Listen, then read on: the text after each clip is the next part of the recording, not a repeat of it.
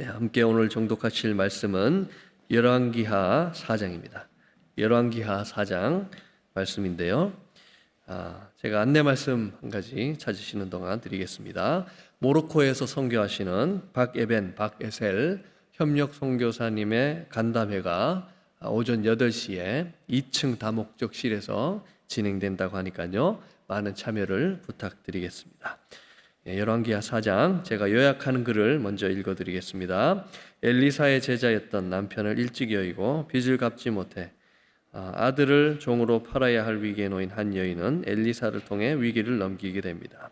엘리사를 잘 섬기던 수넴 여인은 자녀가 없었으나 엘리사의 예언대로 자녀를 얻게 되었습니다. 그 후 자녀가 병으로 죽게 되었지만 엘리사의 기도로 아이는 다시 살아나게 되었습니다. 제자들이 독성 식물로 끓인 죽을 먹었지만 이를 해독하는 가루를 먹이므로 제자들을 살린 엘리사는 보리떡 20개와 채소 한 자루로 100명이 넘는 사람들이 배불리 먹는 구약판 오병이어의 기적을 일으킵니다. 함께 열왕기하 4장을 읽겠습니다. 열왕기하 4장. 선지자의 제자들의 아내 중에 한 여인이 엘리사에게 부르짖어 이르되, 당신의 종 나의 남편이 이미 죽었는데 당신의 종이 여호와를 경외한 줄은 당신이 아시는 바니이다. 이제 빚준 사람이 와서 나의 2 아이를 데려가 그의 종을 삼고자 하나이다 하니, 엘리사가 그에게 이르되, 내가 너를 위하여 어떻게 하랴? 내 집에 무엇이 있는지 내게 말하라. 그가 이르되, 계집종의 집에 기름 한 그릇 외에는 아무것도 없나이다 하니, 이르되, 너는 밖에 나가서 모든 이웃에게 그릇을 빌리라. 빈 그릇을 빌리되 조금 빌리지 말고 너는 내 2 아들과 함께 들어가서 문을 닫고 그 모든 그릇에 기름을 부어서 차는 대로 옮겨 놓으라 하니라. 여인이 물러가서 그의 2 아들과 함께 문을 닫은 후에 그들은 그릇을 그에게로 가져오고 그는 부었더니 그릇에 다 찬지라. 여인이 아들에게 이르되, 또 그릇을 내게로 가져오라 하니, 아들이 이르되, 다른 그릇이 없나이다 하니 기름이 곧 그쳤더라. 그 여인이 하나님의 사람에게 나아가서 말하니, 그가 이르되, 너는 가서 기름을 팔아 빚을 갚고 남은 것으로 너와 내 2 아들이 생활하라 하였더라. 하루는 엘리사가 수넴에 이르렀더니 거기에 한 귀한 여인이 그를 간권하여 음식을 먹게 하였으므로 엘리사가 그곳을 지날 때마다 음식을 먹으러 그리로 들어갔더라. 여인이 그의 남편에게 이르되, 항상 우리를 지나가는 이 사람은 하나님의 거룩한 사람인 줄을 내가 아노니, 청하건대 우리가 그를 위하여 작은 방을 담 위에 만들고 침상과 책상과 의자와 촛대를 두사이다. 그가 우리에게 이르면 거기에 머물리이다 하였더라. 하루는 엘리사가 거기에 이르러 그 방에 들어가 누웠더니 자기 사환 게하시에게 이르되, 이 수넴 여인을 불러오라 하니 곧 여인을 부르매 여인이 그 앞에 선지라. 엘리사가 자기 사환에게 이르되, 너는 그에게 이르라. 내가 이같이 우리를 위하여 세심한 배려를 하는도다. 내가 너를 위하여 무엇을 하랴? 왕에게나 사령관에게 무슨 구할 것이 있느냐 하니, 여인이 이르되, 나는 내 백성 중에 거주하나이다 하니라. 엘리사가 이르되, 그러면 그를 위하여 무엇을 하여야 할까 하니, 게하시가 대답하되, 참으로 이 여인은 아들이 없고 그 남편은 늙었나이다 하니, 이르되 다시 부르라 하여 부르매 여인이 문에 서니라. 엘리사가 이르되, 한 해가 지나 이때쯤에 내가 아들을 안으리라 하니, 여인이 이르되, 아니로소이다. 내 주 하나님의 사람이여, 당신의 계집종을 속이지 마옵소서 하니라. 여인이 과연 잉태하여 한 해가 지나 이때쯤에 엘리사가 여인에게 말한 대로 아들을 낳았더라. 그 아이가 자라매 하루는 추수꾼들에게 나가서 그의 아버지에게 이르렀더니 그의 아버지에게 이르되, 내 머리야 내 머리야 하는지라. 그의 아버지가 사환에게 말하여 그의 어머니에게로 데려가라 하매 곧 어머니에게로 데려갔더니 낮까지 어머니의 무릎에 앉아있다가 죽은지라. 그의 어머니가 올라가서 아들을 하나님의 사람의 침상 위에 두고 문을 닫고 나와 그 남편을 불러 이르되, 청하건대 사환 1명과 나귀 1마리를 내게로 보내소서. 내가 하나님의 사람에게 달려갔다가 돌아오리이다 하니, 그 남편이 이르되, 초하루도 아니요 안식일도 아니거늘 그대가 오늘 어찌하여 그에게 나아가고자 하느냐 하는지라. 여인이 이르되, 평안을 비나이다 하니라. 이에 나귀의 안장을 지우고 자기 사환에게 이르되, 몰고 가라. 내가 말하지 아니하거든 나를 위하여 달려가기를 멈추지 말라 하고 드디어 갈멜산으로 가서 하나님의 사람에게로 나아가니라. 하나님의 사람이 멀리서 그를 보고 자기 사환 게하시에게 이르되 저기 수넴 여인이 있도다. 너는 달려가서 그를 맞아 이르기를 너는 평안하냐? 내 남편이 평안하냐? 아이가 평안하냐? 하라 하였더니 여인이 대답하되 평안하다 하고 산에 이르러 하나님의 사람에게 나아가서 그 발을 아는지라. 게하시가 가까이 와서 그를 물리치고자 하매 하나님의 사람이 이르되 가만두라.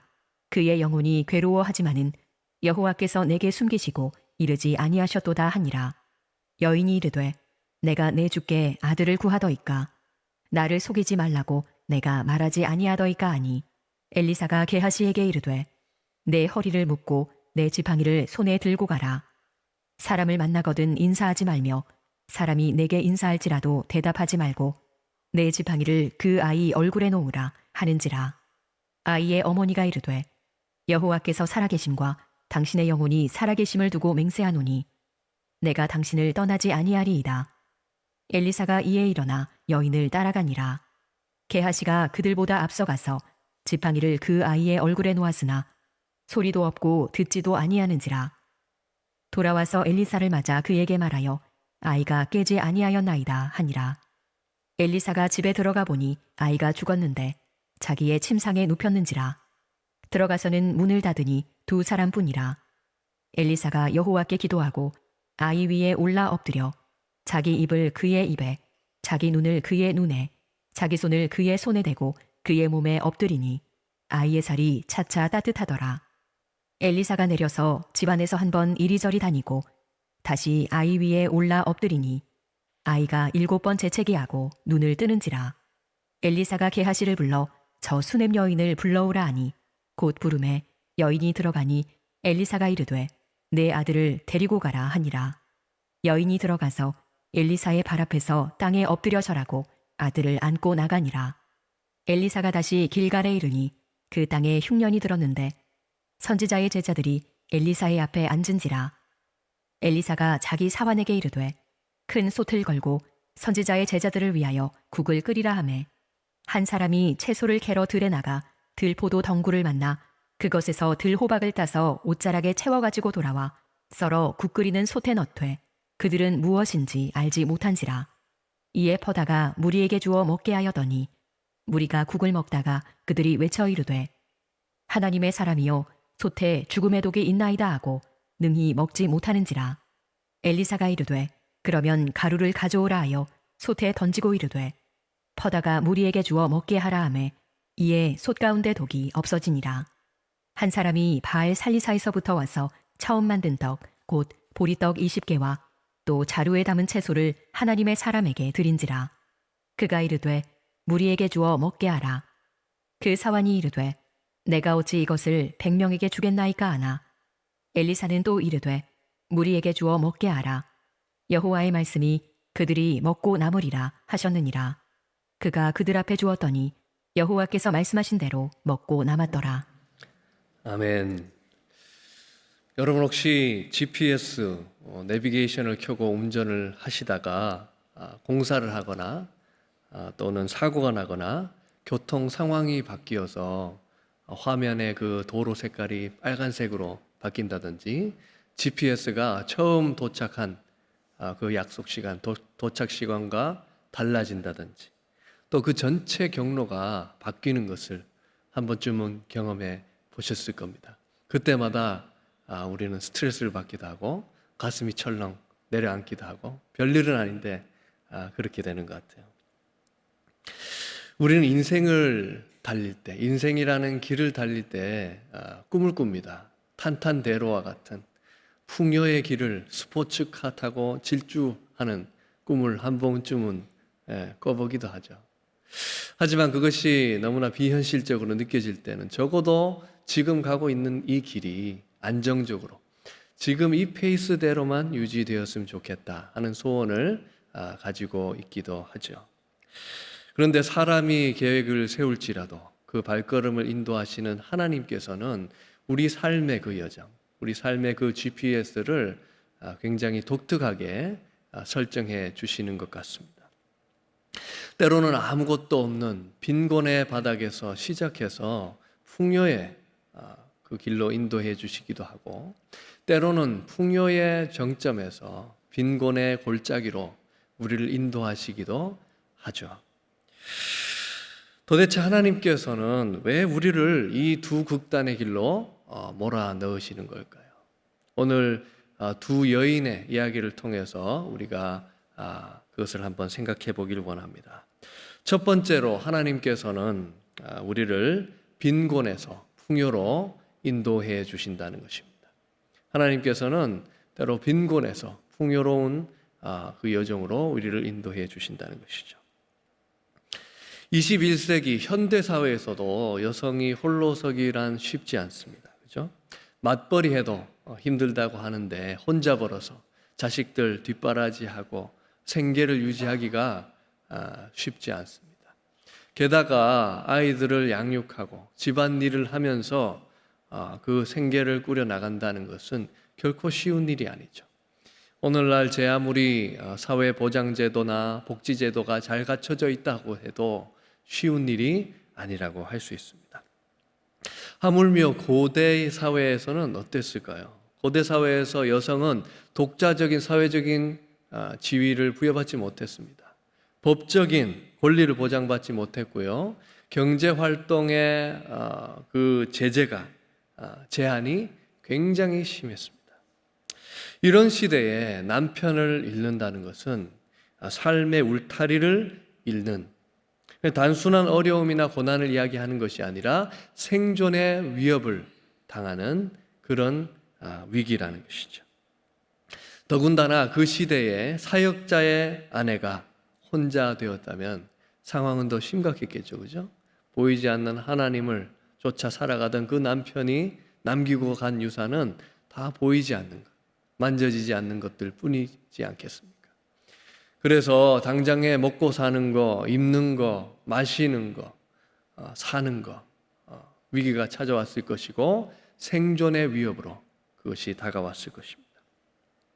오늘 본문에 나오는 과부가 바로 그런 위기에 처해 있었어요. 1절 다시 보시면 이렇게 말씀하죠. 선지자의 제자들의 아내 중에 한 여인이 엘리사에게 부르짖어 이르되 당신의 종 나의 남편이 이미 죽었는데 당신의 종이 여호와를 경외한 줄을 당신이 아시는 바이니다. 이제 빚을 준 사람이 와서 나의 두 아이를 데려가 그의 종을 삼고자 하나이다 하니, 선지자 엘리사의 제자였던 남편이 무슨 이유인지는 알 수 없지만 세상을 떠났다는 거예요. 그런데 남겨진 이 여인에게 빚이 있었던 모양이에요. 먹고 살기 위해서, 자식들 키우기 위해서라도 이 여인은 어쩔 수 없이 빚을 낼 수밖에 없었을 것이고, 또 그 빚은 사체처럼 자신의 삶을 옥죄어오는 올가미와 같이 그 사람을 옥죄었을 것입니다. 마침내 빚쟁이가 찾아와서 이제 두 아들을 팔아서 그 판값으로 나의 돈을 갚게 하겠다 이렇게 협박하고 왔단 말이죠. 여러분, 이 여인이 하나님께 뭐라고 기도했을까요? 아마 이런 기도했지 않을까요? 하나님을 경외하고 하나님을 사랑한 대가가 이런 것입니까? 어려움 속에서도, 핍박 속에서도 희생하면서 하나님의 일을 위해서 남편과 제가 지금까지 헌신해 왔는데 겨우 이런 일을 허락하시는 하나님을 마주하게 되니 너무나 비참하고 너무나 슬픕니다. 이런 기도를 아마 했을 것 같아요.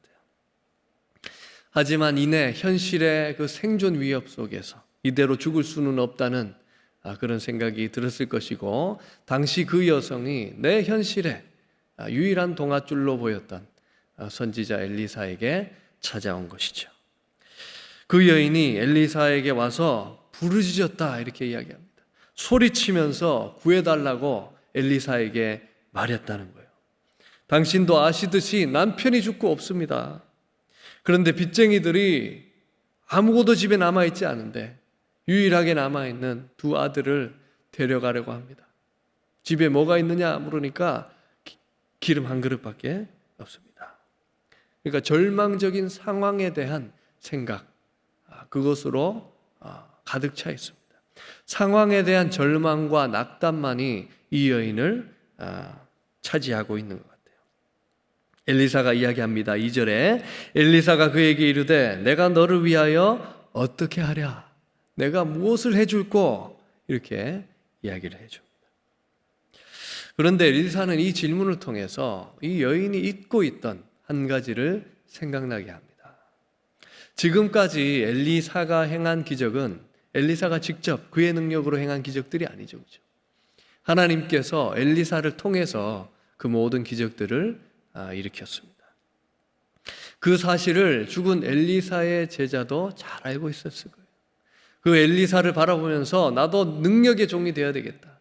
하나님의 그 능력과 기사가 나를 통해서 흘러갔으면 좋겠다. 사모하면서 살아갔던 그 제자였을 거예요. 그리고 그런 남편을 옆에서 보던 그 여인. 그 남편이 살아있을 때 그렇게 하나님의 능력을 사모하며 살아가던 그 모습을 보고 있던 그 여인도 그 사실을 잘 알았을 거예요. 전능하신 하나님께서 얼마나 능력이 있으신지, 또 하나님께서는 구하기만 하면 하나님의 뜻 안에서 무엇이든지 허락해주고 주실 수 있는 분이라는 것을 잘 알고 있었을 거예요. 엘리사는 내가 너를 위하여 무엇을 하랴? 하나님께서 하나님께 무엇을 구하랴? 이렇게 이야기하면서 그 여인에게 상황이라는 늪에 빠져가던 그 여인으로 하여금 다시 한번 살아계신 하나님을 향해 눈을 돌리도록 초대하고 있습니다. 여러분, 우리가 인생의 거센 풍랑과 풍파와 아픔과 고난을 마주하게 될 때 우리의 마음을 가장 먼저 지배하는 것은 절망입니다. 낙심이죠. 그렇죠? 너무나 아프고 힘들고 어렵습니다. 이 여인처럼 현실을 보기만 하면 그 벽 때문에, 그 아픔 때문에 도저히 거기에서 헤어나올 수 없을 것 같은 그런 절망이 우리를 휩싸기도 합니다. 그때 우리에게 필요한 것은 무엇인가? 우리가 문제와 그 현실의 늪에 계속 빠져가도록 내버려 두는 것이 아니라 다시 한번 우리를 돌보시고 우리를 사랑하시고 우리를 여전히 붙들고 계시는 그 하나님을 향해 우리의 눈을 드는 것이 필요하다는 것입니다. 엘리사가 계속 이야기합니다. 2절 후반부에 보시면 내 집에 무엇이 있는지 내게 말하라. 그가 이르되 계집종의 집에 기름 한 그릇 외에는 아무것도 없나이다 하니. 엘리사는 있는 것에 초점을 맞추죠. 그죠? 집에 무엇이 있느냐? 이렇게 물으니까 여인이 대답합니다. 원문에는 어순이 이렇게 돼 있어요. 아무것도 없습니다. 기름 한 그릇 외에는. 대조적으로 여인은 없는 것에 초점이 맞춰져 있습니다. 엘리사가 말합니다. 이웃에게 빈 그릇을 많이 빌려서 그 빈 그릇을 온 집에 채워라. 그 여인이 엘리사의 말대로 두 아들과 함께 이웃에게 그릇을 많이 빌려와서 그 집에 채워놓고 그 한 그릇 남았던 기름을 그 모든 그릇에 붓습니다. 그러니까 그 모든 그릇에 기름이 가득 차게 됐다는 거예요. 그러니까 엘리사가 그것을 팔아서 빚을 갚고 두 아들과 함께 생활하라 이렇게 이야기를 했죠. 여러분, 그 남은 한 그릇의 기름은 이 여인에게 절망의 신호였어요. 자신에게는 아무 소망이 남아있지 않다는 징표였습니다. 죽음의 표시였습니다. 그런데 하나님께서는 그 절망의 표시, 아무런 소망이 남아있지 않다고 이야기해주는 그 징표를 들어서 하나님의 소망의 표시, 기적의 징표, 하나님의 생명의 재료로, 기적의 재료로 바꾸어 주셨다는 거예요. 우리가 질문해 보게 되죠. 그 남은 그릇 다 떨어지고는 어떻게 생활했을까? 그런데 우리가 그런 걱정을 할 필요가 없는 것이, 비록 기름은 그쳤지만 자신을 돌보시는 하나님을 향한 그 되살아난 여인의 믿음은 계속되었을 것이기 때문에 우리가 그런 걱정을 할 필요가 없다는 거예요. 여러분, 우리의 삶에도 절망의 신호가 있습니다. 우리를 낙담하게 하고 주저앉히는 그런 소망 없음의 징표들이 우리의 삶에도 존재할 수 있어요.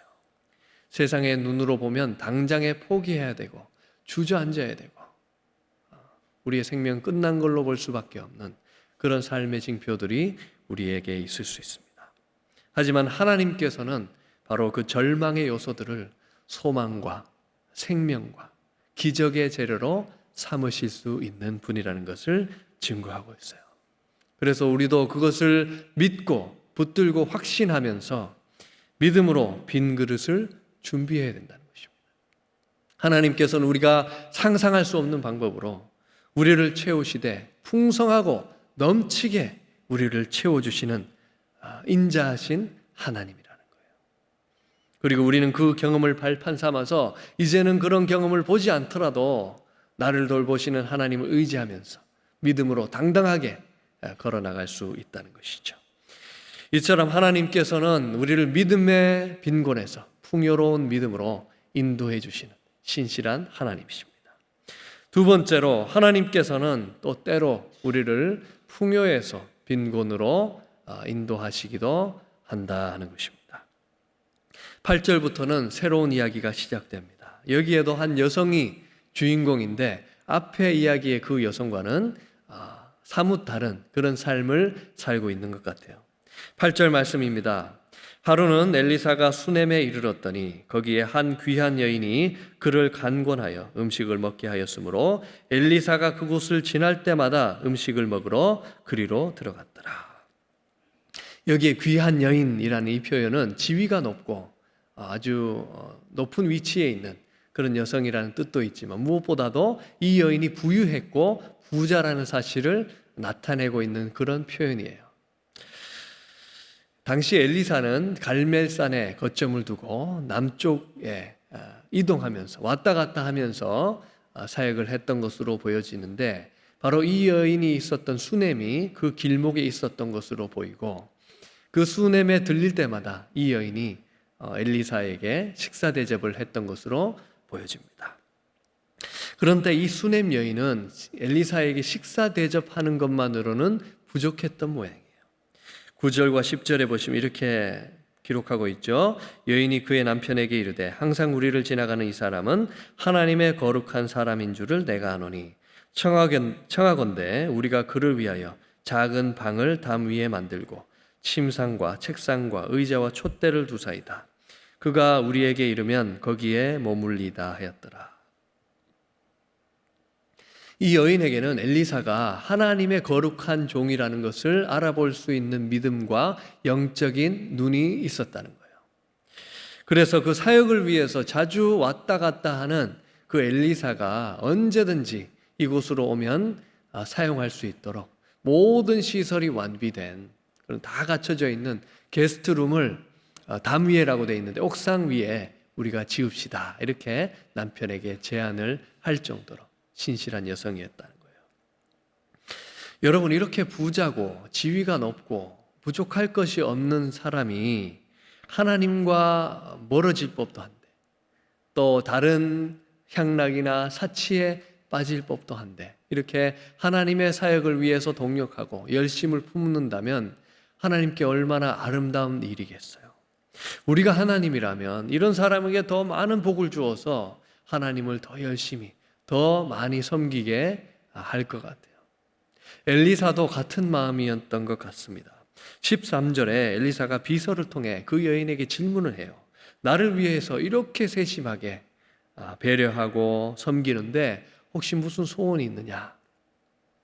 내가 권력자들, 왕 또는 사령관하고도 그들에게도 영향력이 좀 있는데 혹시 집안에 무슨 도와줄 그런 민원 같은 것이 없느냐 이렇게 물으니까 이 여인이 나는 내 백성 중에 거주합니다. 나의 가문과 나의 가족들이 나를 지켜주기에 충분합니다. 지금 만족하고 살고 있습니다. 이렇게 대답을 하는 거예요. 엘리사가 그 비서를 통해서 그 말을 전해 듣고 자기 비서에게 이 여인을 위해서 우리가 무엇을 할 수 있을까? 뭔가 좀 해줬으면 좋겠는데 뭘 해줬으면 좋겠는가? 이렇게 물으니까 그 게하시라는 종이 아직 이 사람들에게 아들, 재산을 상속받을 상속자가 없는 것 같습니다. 그런데 아마 특히 남편이 나이가 많아서 물리적으로 그것이 불가능한 것 같습니다. 이렇게 이야기를 합니다. 그러니까 엘리사가 옳거니 그 여인을 다시 불러라. 이렇게 이야기를 하고 그 여인에게 이야기를 하는 거예요. 내년 이맘때쯤 되어서 네가 친아들을 품에 안게 될 것이다. 이렇게 여인에게 이야기를 하니까 아닙니다. 저를 속이시면 안 됩니다. 여인이 이야기하는 거예요. 믿지 못하는 거죠. 왜냐하면 물리적으로 그것이 불가능하니까. 그런데 이듬해 진짜 친아들을 그 품에 안게 되었습니다. 꿈만 같았겠죠, 그죠? 얼마나 기뻤을까요? 고대 사회에서 후사가 없는 것은 굉장한 컴플렉스였을 텐데, 바랄 수도 없는 상황에서 기대하지도 않았는데 딱 자신의 삶에서 부족한 그 한 가지 하나님께서 알아서 채워주시고 기적적으로 그것을 허락해 주셨으니 하나님을 향한 감사와 그 찬양이 얼마나 컸겠습니까? 그 여인은 우리가 예상한 대로 다짐했을 거예요. 하나님을 더 열심히 섬겨야 되겠다. 하나님, 제가 더 헌신하며 주님을 위해 살겠습니다. 이런 다짐을 했는지도 모르겠어요. 그로부터 몇 년의 시간이 흘렀습니다. 그 아들도 무럭무럭 자라서 부모들의 큰 기쁨이 될 그때쯤이었어요. 이 아이가 아침에 추수하는 밭에 나갔다가 머리가 아프다고 다시 돌아왔어요. 그리고 엄마 품에 앉아 있다가 갑자기 의식을 잃더니 사망을 하는 것입니다. 학자들은 아마 일사병에 걸렸던 것이 아닌가 이렇게 추측을 하기도 하는데, 그때 수넴 여인은 참 이상해요. 슬퍼하는 그런 여력이나 기색도 없이, 그런 슬퍼할 새도 없이 그 아들의 시신을 옥상에 있는 엘리사의 그 방에 뉘어놓습니다. 이 일을 오직 하나님 앞에서 엘리사와만 해결하겠다는 그런 다짐을 보여주는 행동이라고 할 수 있습니다. 이 사실을 남편에게도 알리지 않은 것 같아요. 남편에게 그저 이야기합니다. 내가 선지자 엘리사에게로 급하게 가야겠으니 좀 채비해달라. 이렇게 이야기를 하고 전 속력으로 엘리사가 있는 갈멜산으로 향합니다. 그리고 25마일을 쉼없이 달려가서 엘리사를 보자마자 그 발을 안고 엎드렸습니다. 당시 고대 사회에는 오늘날보다 훨씬 더 남녀가 유별했지 않겠습니까? 그런데 이 선지자의 발을 안고 엎드리는 것은 고대 사회에서 굉장히 충격적이고 격식을 깨뜨리는 파격적인 행동이었습니다. 그 여인의 이야기예요. 28절입니다. 여인이 이르되 내가 내 주께 아들을 구하더이까 나를 속이지 말라고 내가 말하지 아니하더이까 하니, 내가 아들을 구한 것도 아니고 당신이 알아서 하나님께 기도해서 내게 주신 것이 아니냐. 내가 언제 아들 달라고 했느냐. 이렇게 데려갈 것이면 뭐하러 주셨는가. 주시지 않은 것보다 못하지 않은가. 나에게 거짓말하지 말라, 나를 속이지 말라고 했던 나의 말이 이제 진실로 밝혀지는 것 아닌가. 이렇게 울면서 괴로움 속에서 통곡하며 엘리사 선지자를 원망하고 있었다는 것입니다.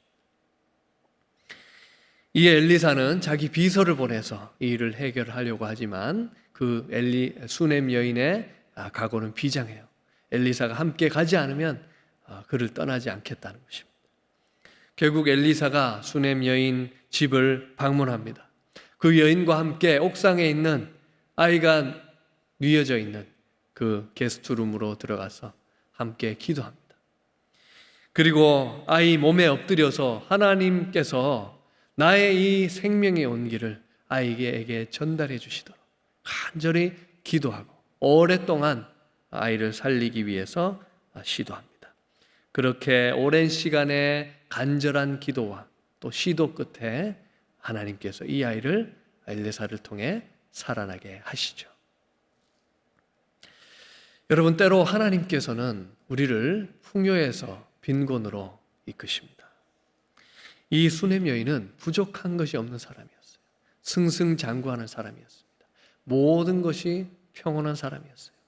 단 한 가지 후사가 없긴 했지만 그조차도 극복하고 잘 살고 있었어요.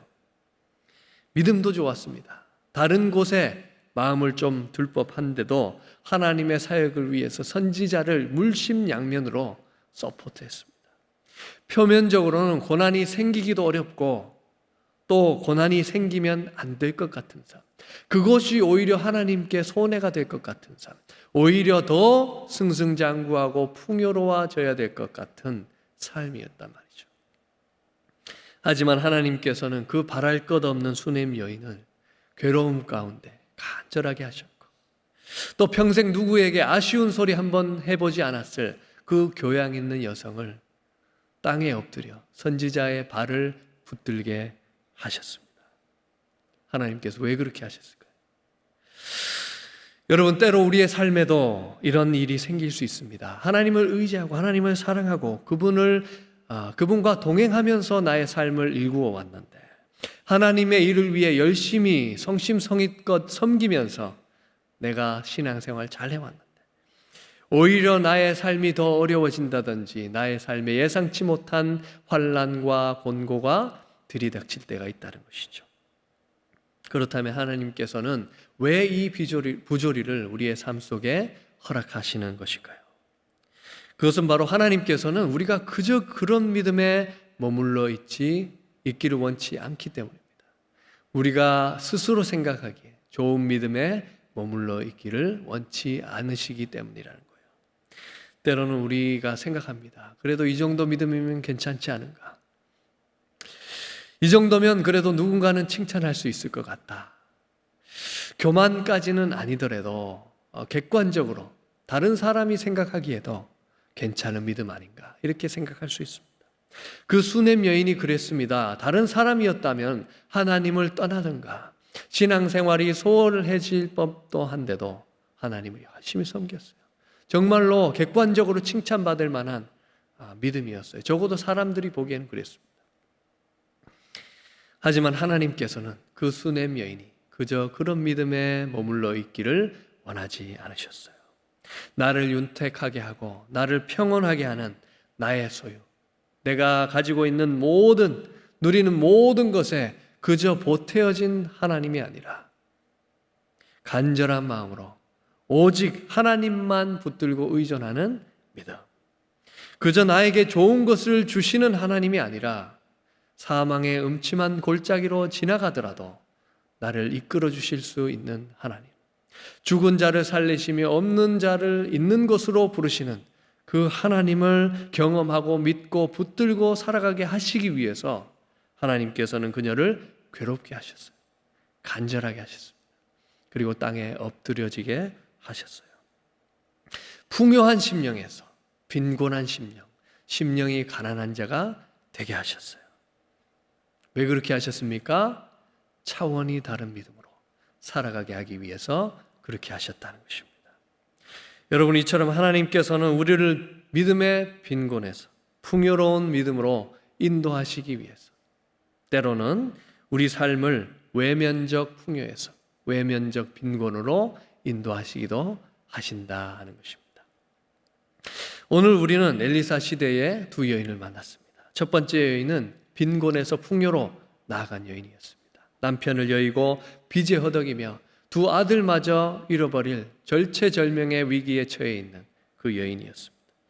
그러나 눈앞의 상황 대신에 내가 무엇을 줄까? 내게 무엇이 남았느냐? 말씀하시는 그 엘리사를 통해 말씀하시는 그 하나님의 말씀을 듣고 빈 그릇을 준비했을 때 그 삶을 풍요롭게 채우실 뿐만 아니라 새로운 믿음으로 인도해 주시는 그 하나님을 경험했습니다. 두 번째 여인은 반대로 풍요에서 빈곤으로 나아간 여인이었습니다. 부유했고 지위가 높았고 부족할 것이 없는 여인, 아들이 없는 것조차 이제는 괜찮은 그런 삶을 살아가는 여인이었습니다. 하지만 하나님께서는 아들을 주시고서 가장 소중한 아들의 죽음을 통해서 그 삶이 빈곤하게 하셨습니다. 그리고 그녀를 일깨우셨어요. 세상의 안락함과 소유를 의지하던, 조금은 의지하던 그 마음을 그 자리에서 내려와서 오직 생명의 주권자이신 하나님만, 생명을 살리시는, 죽은 자를 살리시는 그 하나님을 경험하고 그 하나님을 믿는 믿음으로 이끌어 주셨습니다. 여러분, 그런데 놀라운 것은 엘리사가 이 여인들에게 행한 이 기적들은 그 스승 엘리야의 기적과 닮아 있을 뿐만 아니라 예수 그리스도의 복음과 그 기적을 나타내는, 예표하는 그런 사건들이라고 할 수 있습니다. 엘리사가 기름 한 그릇으로 생명을 구했던 그 사건은 예수님의 오병이어와 맞닿아 있죠. 제자들에게 떡 5개와 물고기 2마리는 그저 절망의 신호였습니다. 소망 없음의 징표였습니다. 하지만 그 오병이어가 주님의 손에 들렸을 때는 15,000명을 먹이고도 12광주리가 남게 되는 생명의 풍요로운 잔치가 그 자리에 열렸습니다. 더 나아가서 예수님께서는 우리의 영원한 생명을 위해서 자신의 살과 피, 영원한 생명, 떡과 음료를 우리에게 내어주셨다는 것입니다. 엘리사가 죽은 아이를 살린 그 사건은 죽은 자를 살리시는 예수 그리스도의 부활을 가리키는 사건입니다. 수넴 여인이 절망 속에서 선지자의 발을 붙들고 통곡하며 그를 붙들었듯이 죽음에 처해 있는 우리가 살아날 길은 오직 예수 그리스도밖에 없다는 것이죠. 예수님께서는 우리의 죽음과 슬픔과 고난과 아픔과 그 기구한 우리의 운명을 그저 하늘 위에서 바라보신 것이 아니라 친히 이 땅에 내려오셔서 죽어야 할 우리 대신에 그 십자가의 몸을 엎드리셔서 우리에게 생명을 내어주신 하나님, 그리고 우리를 생명으로 인도해 주셨다는 것이죠. 여러분, 우리의 인생길도 이 두 여인의 삶처럼 빈곤과 풍요를 왔다 갔다 합니다. 때로는 막막한 현실 때문에 절망 앞에서 주저앉고 싶을 때가 있으실 것입니다. 때로는 하나님께서 눈물 골짜기로 우리를 인도하시고 우리로 하여금 빈 그릇을 들고 서 있게 하실 때도 있을 것입니다. 또 때로는 평탄하고 부족함 없이 열심히 헌신하며 살았는데 이해할 수 없는 아픔과 시련이 올 때도 있을 것입니다. 하지만 우리가 함께 기억하기를 원합니다. 하나님께서 우리를 빈곤하게 하시든 풍요하게 하시든 목적은 단 한 가지밖에 없다는 거예요. 세상을 향한 우리의 시선이 생명과 또 소망의 주 되시는 예수 그리스도께로 향해 있게 하기 위해서 하나님께서는 우리가 그저 그런 믿음에 안주하도록 내버려 두지 않으시고 우리가 생각하지 못했던 새로운 차원의 믿음으로 우리를 인도하시기 위해서 때로는 빈곤에서 풍요로 또 풍요에서 빈곤으로 우리의 삶을 이끄신다는 것입니다. 여러분, 지금 삶의 자리가 빈곤의 자리이십니까? 혹은 풍요의 자리이십니까? 어떤 자리이든 상관없습니다. 오병이어의 주님 되시고 죽은 자를 살리시는 그 예수 그리스도의 손을 붙들기를 원합니다. 절망적인 신호를 소망과 기적의 재료로 삼으시고 비어있는 우리의 심령을 하늘의 신령한 은혜로 채우시는 하나님께서 우리를 붙드시고 도와주시고 우리를 새로운 차원의 믿음으로 인도해 주실 것을 간절히 믿음으로 하나님 앞에 나가시길 바랍니다. 함께 기도하시겠습니다.